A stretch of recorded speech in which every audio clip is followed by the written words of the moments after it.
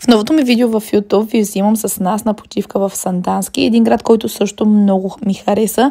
За съжаление няма много кадри от самия център, но пък парка беше много хубав, имаше много забавления за деца, влакче, с което можеше да се возим. Бяхме отседнали в малък семейен хотел, на който цена, качество, всичко беше много хубаво. Ходихме и до Попина лъка, където се насладихме на този водопад, насладихме се на природата и беше наистина много хубаво за децата.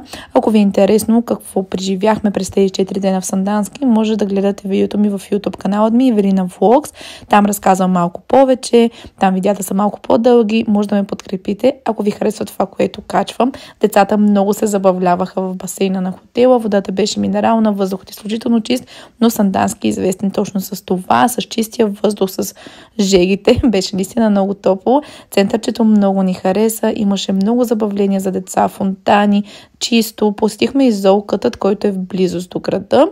Малко така на излизане, където децата много се радваха на животните, можеха да ги пипнат. Имаше козички, прасенца, кенгуру, еленчета и така нататък. Вие ходили ли сте в Сандански? Хареса ли ви? Може да ми напишете в коментар какво мислите. И така, до скоро! Чао, чао!